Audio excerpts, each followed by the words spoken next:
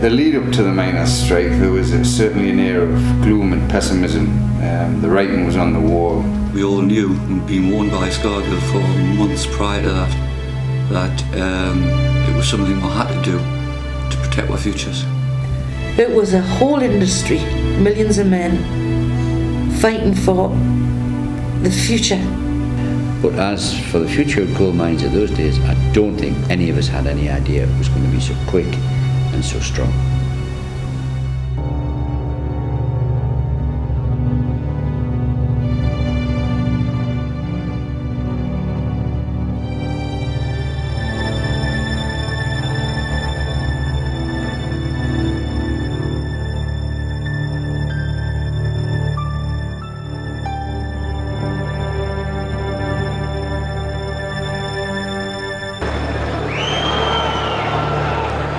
The miners' strike began in March 1984. The belief that the strike would be over in weeks soon ended, and clashes between pitmen and police became a nightly occurrence on TV.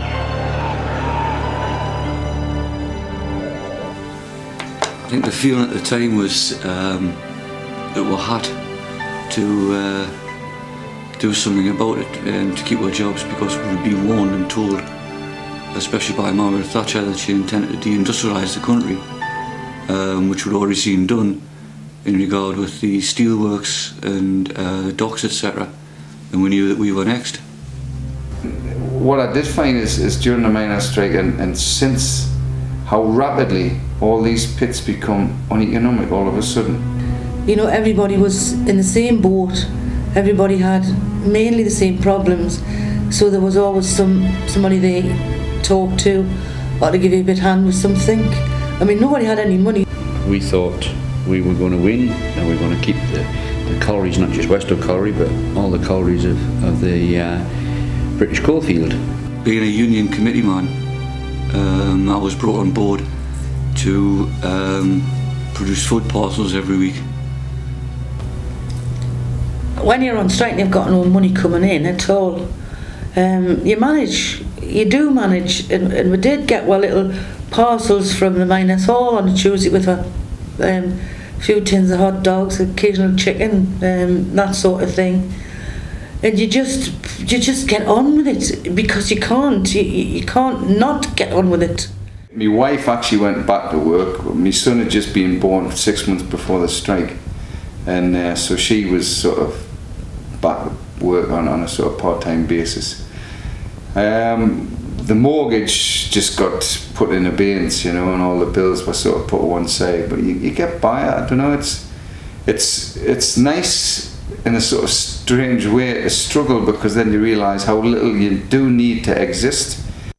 I think my greatest memory, or maybe saddest memory, I don't know which way to put it, was Christmas Eve morning. I went to some houses with some vouchers, and it was total, and I remember it was around about £100 were the vouchers for this family, and a 6 foot tall miner who I knew at Westoe stood there and cried. To come down from a regular weekly wage to £11 a week is quite a drop, and that was found to be very difficult and not easy to cope with.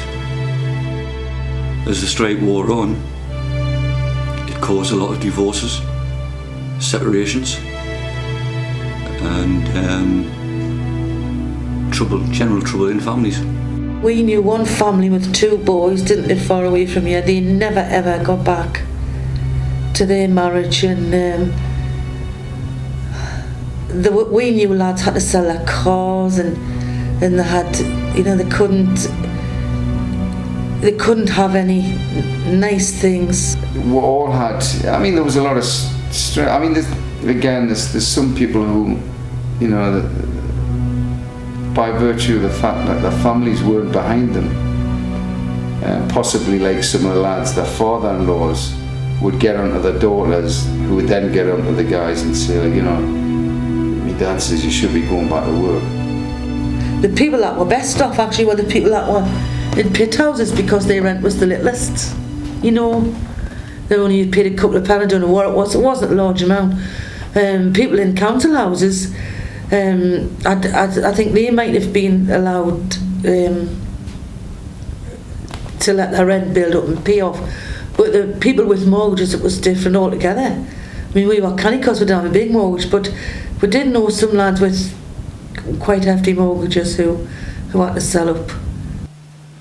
Mortgage-wise and financially, I was fortunate because my mortgage was just about finished.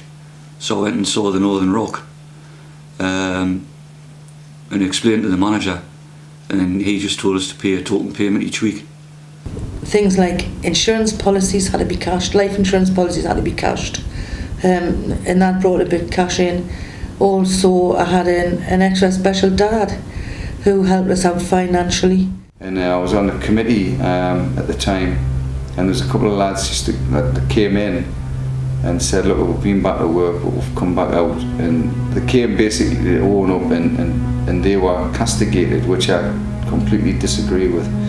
All right, they made an error of judgment, I suppose, by going back to work for whatever reason they did. At least they had the courage to come back and face the union. To be honest with you, at one point I was obviously very angry because they were putting my employment in jeopardy as well as their own. But on the other hand, I could feel sorry for them because I knew their lives would never be the same again. Those who went back to work, still to this day I think they're resented. There was a story I heard about a miner in Bolden who in 1926 went back to work. Until the day he died, he wasn't spoken to again by another miner. And I think that still carries on today. But I'm not that kind of person to hold against. After all these years, hold against anybody. That was their decision they took. They have to live with it. There was people that broke the strike purely and simply because they were just greedy individuals who had no scruples and no morals whatsoever. And I've still got the same contempt for them as I did 18 years ago. But by and large, a lot of people that did go back to work, I've got every sympathy for, because their pressures to them are far greater than I had.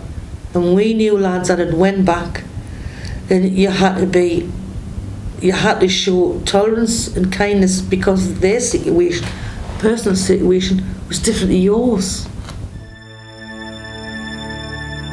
The miners' strike signalled the end of the all-powerful National Union of Mine Workers. Nationally and regionally, the gradual demise of pits was accelerated by the year-long strike, but friendship survived. Well, most of your friends were actually your colleagues you worked with. And in fact, most of my neighbours were actually miners.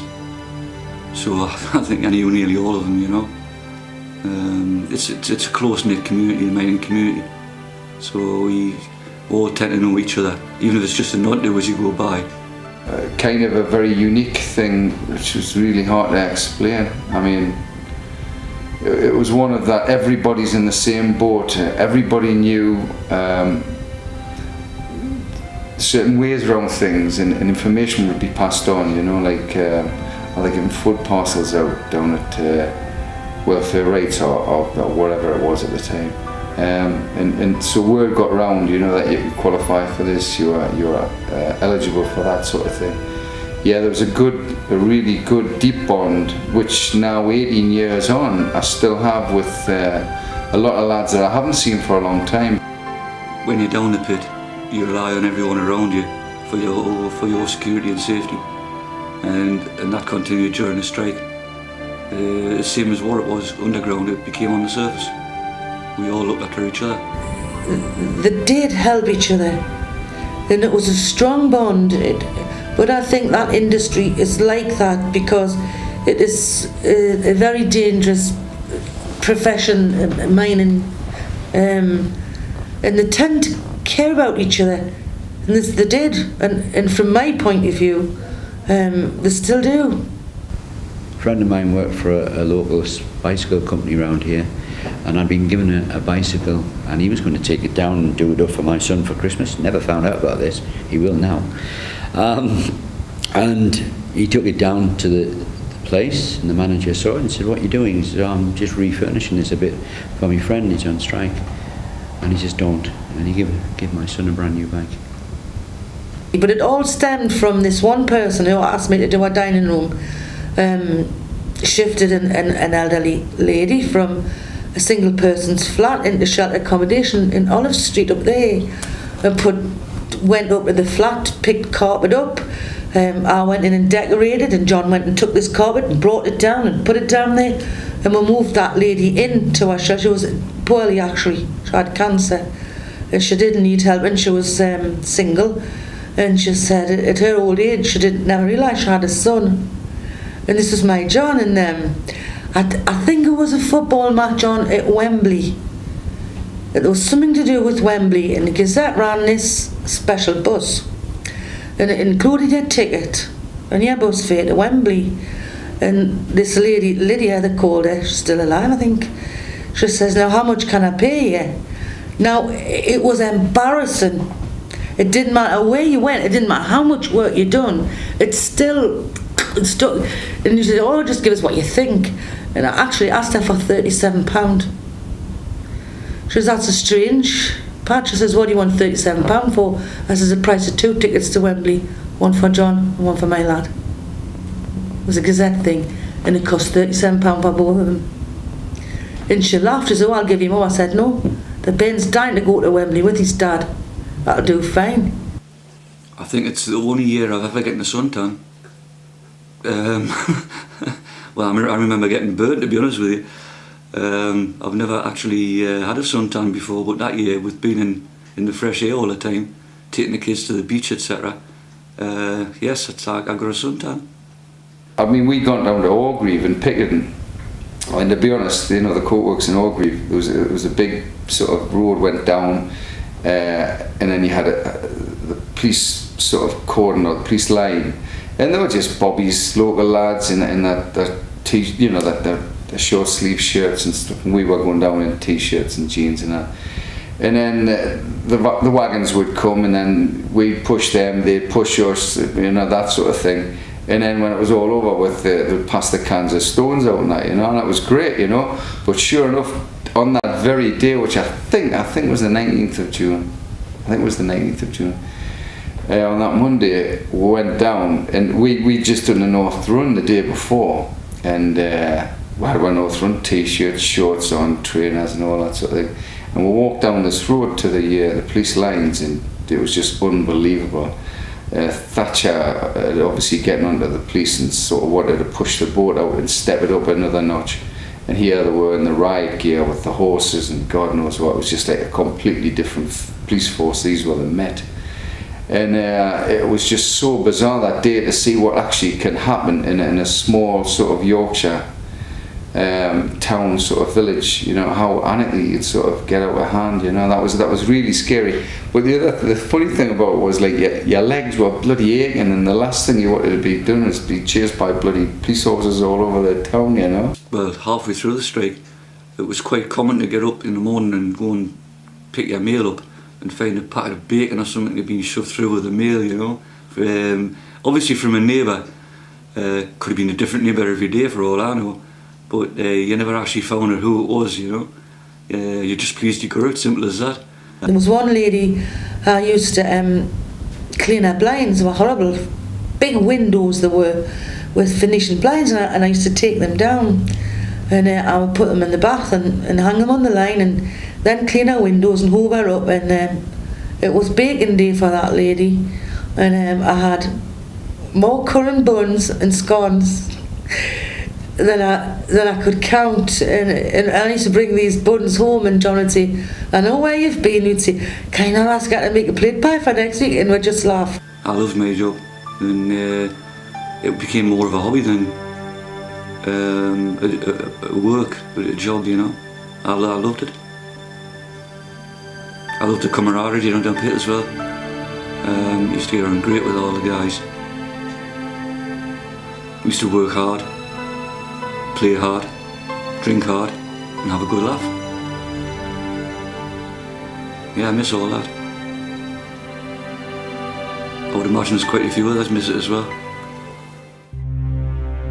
In May 1993, Westoe Colliery closed and signalled the end of mining on South Tyneside. A proud tradition and way of life was no longer. And I think, to be honest with you, for all we've got no pits left, I think the mining community are still a proud community. We're still fighting for things in our community for all who've lost their jobs. It was a period of time where there was just nothing at all coming in, and it did wreak havoc. It really did. Sometimes I wake up dreaming about Westoe Colliery and the water coming up as it fills up, and panic at the darkness, and that's a lasting effect it's had on me. I mean, there's many other miners have other things it happens to them, you know, maybe he's lost a leg, an arm, an eye, whatever, and so it's more devastating on their lives to lose that, but this still happens to me. I wake up sometime at night and I still think I'm down Westoe Colliery. No, I think it was just one of those periods in my life anyhow where, as I say, my son was only 6 months, and I had a lot of time with him, did a lot of fundraising for a cause that I did believe in strongly, and I still believe as a socialist that it was a valid point. And it was just one of those years where it was a bit of a turning point in your life. You know, you're out of work, but you weren't down and out of work.